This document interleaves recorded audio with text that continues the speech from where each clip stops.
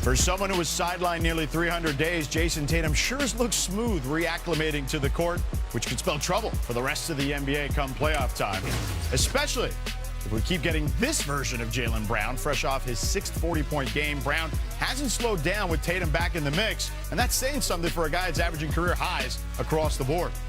And tonight, they'll welcome in Draymond Green and a desperate Warriors team. Golden State could find themselves in 10th place if things don't go their way tonight.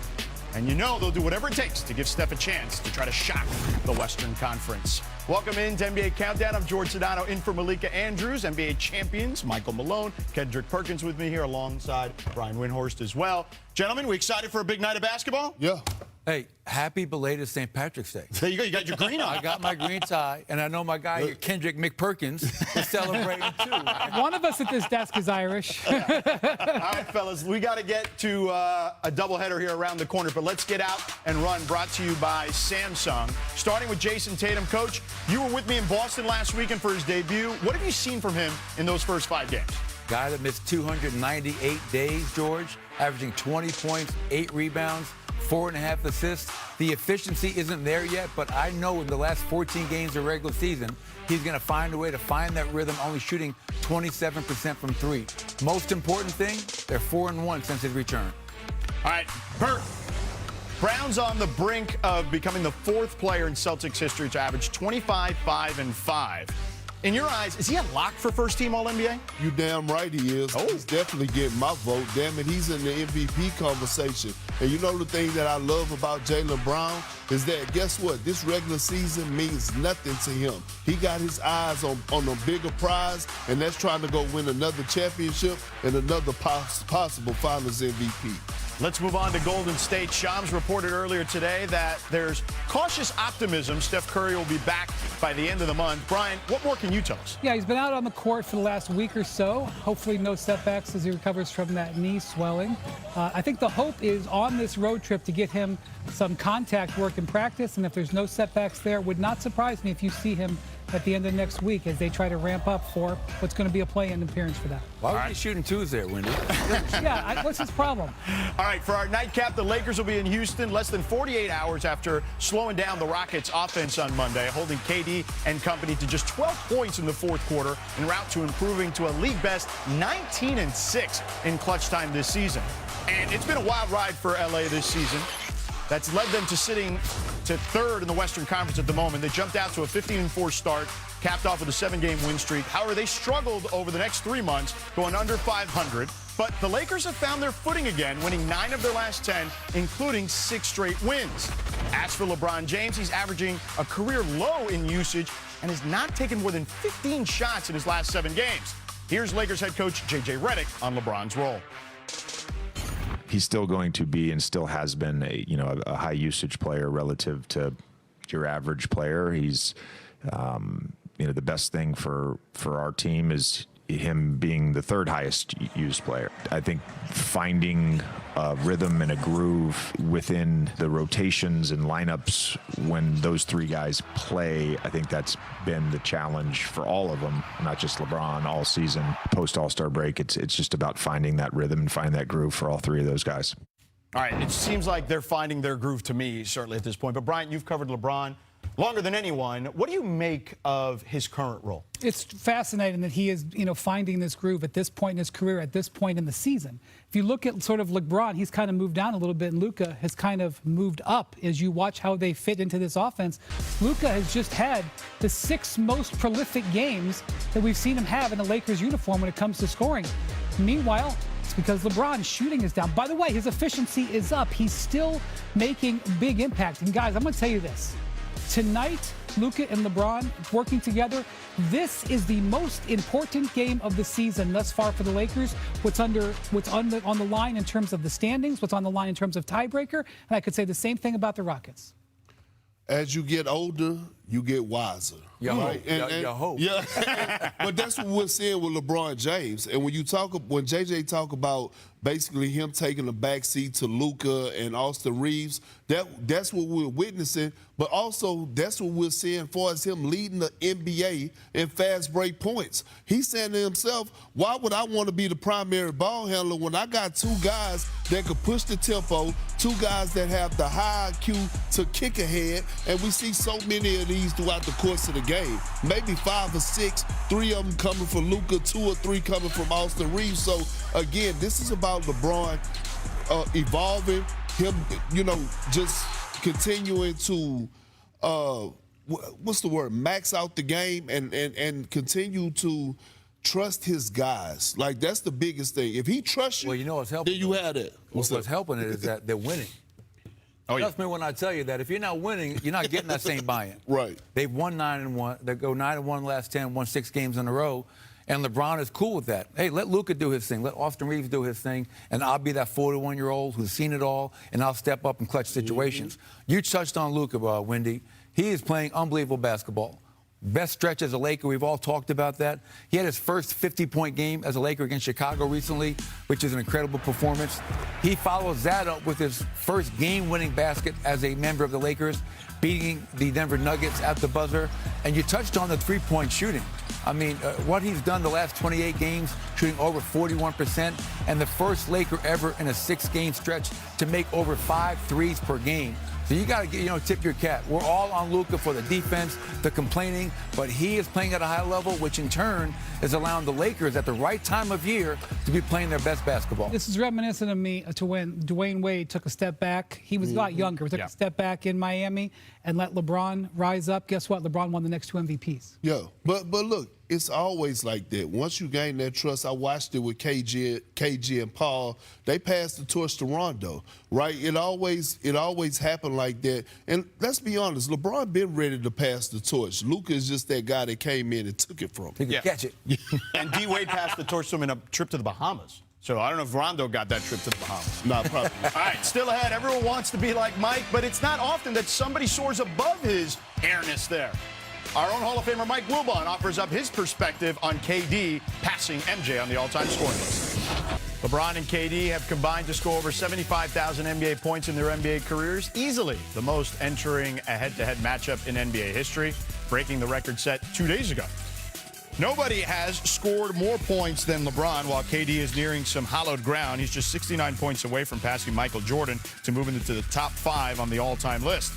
And when he gets there, it's worth noting, KD has already played over 1,000 more games and 2,500 more minutes than Jordan. But as is his MO, Durant has gotten there more efficiently with about 2,400 fewer shot attempts than MJ entering tonight. Michael Wilbon has more on KD's scoring list chase. He got it! Kevin Durant from long distance. Durant, pull-up jumper off the rim. Durant way downtown. Kevin Durant, best player in the world. Let's just call it what it is. I can't really worry about the outside. No, I trusted my gut. I trusted my instinct.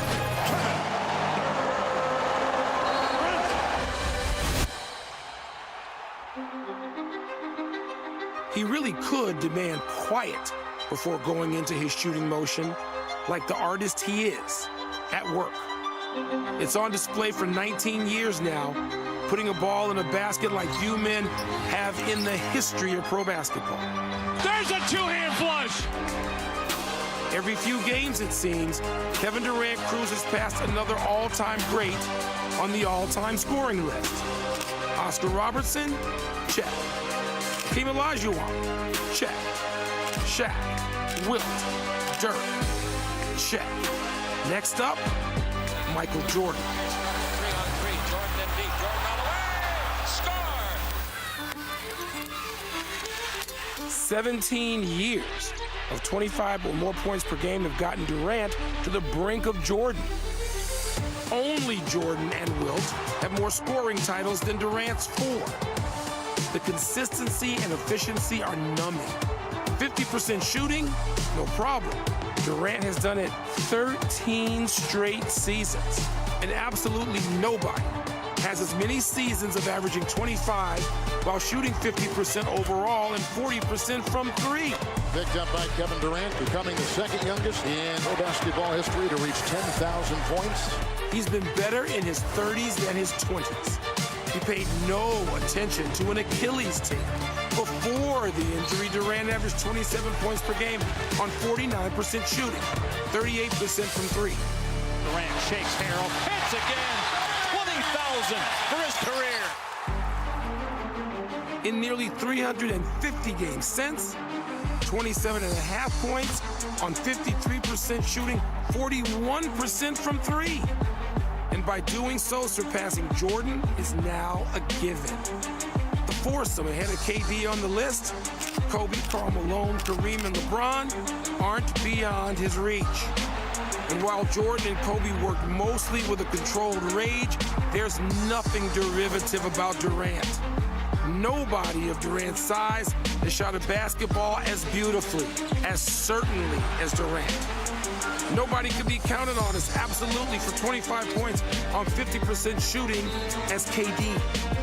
His ascent up the all-time list reminds us every game with every shot, we indeed know who he is.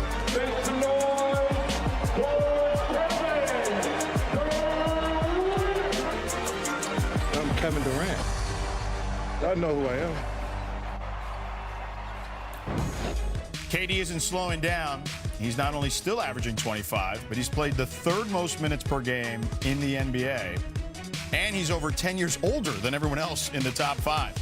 Durant would be the oldest player to rank top five in minutes per game in a season all time.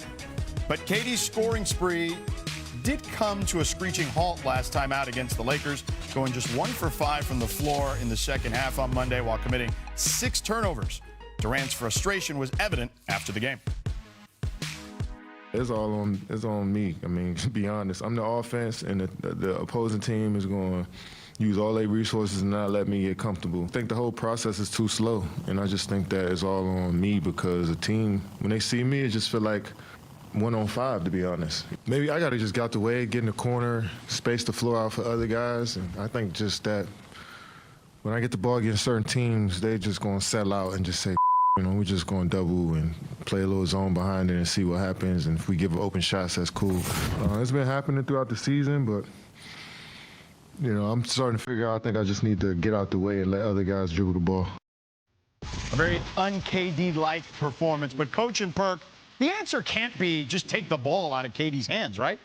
Well, I want to show you, George, exactly what KD was seeing. So let's go virtual and take a look. Okay. Love it. How do you stop one of the greatest scorers in NBA history? You get the ball out of his hands. Here's Kevin Durant coming off the double drag. Jackson Hayes gets the switch. They're not going to let him play one-on-one. Austin Reeves comes to double. Freezer right there. So as he's being double-teamed offensively, Kevin Durant's going to need 3 outlets. Tari Eason in the corner has got to make his way up above the break for the first outlet. In the middle of the floor, Dorian Finney-Smith making his way to the top of the key nail area. He's got be a little bit quicker. And the last outlet for KD right here is Reed Shepherd on his way working as a safety release for him, third option. As this happens, you're going to see Kevin Durant baiting it. Freezer right there. You can see he steps on the backcourt line. That is not the first time we've seen Kevin Durant's big feet get him in trouble.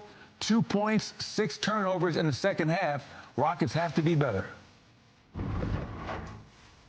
Come on, Coach. Come back to it. Hey, man, that virtual world had me shook. Hey, we saw the stats. Now I want to show you an example of what they did well and what they can do better tonight, Perk, because we know the Lakers are going to stay with that. It works so effectively. As we run this play, you're going to see Kevin Durant get the ball. LeBron's guarding him. Going to get the switch with Luka all night long.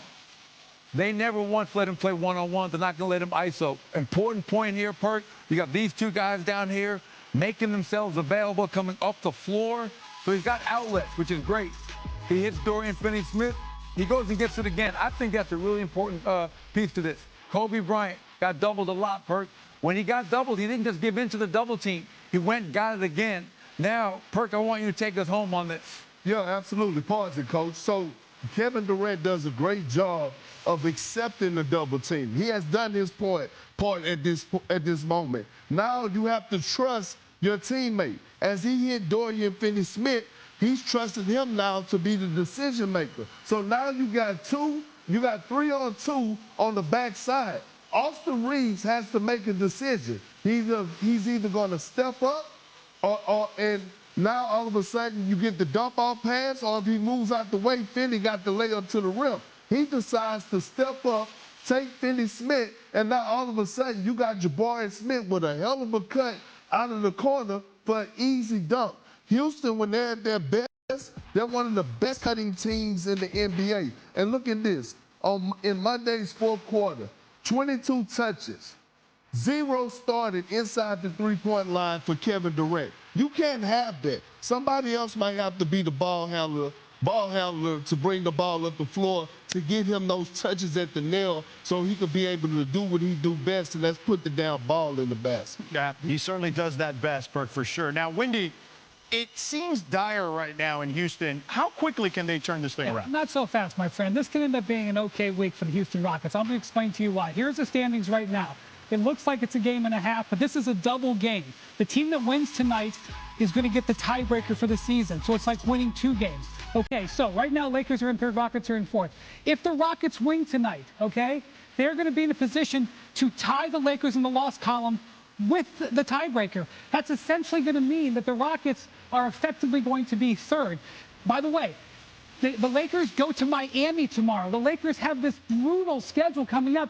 They play an 8:30 game tonight in Houston. They're not going to get to Miami till 4 a.m. I don't even think LeBron's going to play tomorrow. The Rockets could wake up on Friday with a lead for the 3rd seed. However, if the Rockets lose tonight, they lose another game to the Lakers, they lose the tiebreaker, and guess what? They fall down below the Nuggets. They're going to be tied in the loss column with the Nuggets. So this is as big of a stakes game as you can get in mid-March in the NBA. Wow. So lots riding on this. It's time now for our head-to-head presented by DraftKings Sportsbook. Who scores more tonight, Coach, KD or Luka? Oh, I'm going KD. He's going to bounce back from that tough performance. They have to throw a different look at Luka Doncic, who had 36 points last game. Slim Reaper coming alive tonight, Perk. That's a spicy pick, Perk, for the coach. Perk, how about you? LeBron or Şengün? Who has more points? I got to go with Şengün. I'm going with the big fella. Look, he had a night off the other night. He was able to see what the Lakers are going to throw at him. I think he's going to dominate that matchup between him and DeAndre Ayton. I'm going with Şengün. All right, let's step away from the basket just a smidge. Who makes more threes, Wendy? Reed Sheppard or Austin Reeves? Reed Sheppard needs a big game tonight. He's at home. He knows how important this is. I know Austin is great, but I think Reed Sheppard has a statement game tonight. DraftKings has the most ways to bet on your favorite NBA stars, and all customers receive a profit boost for any player. Head-to-head market, of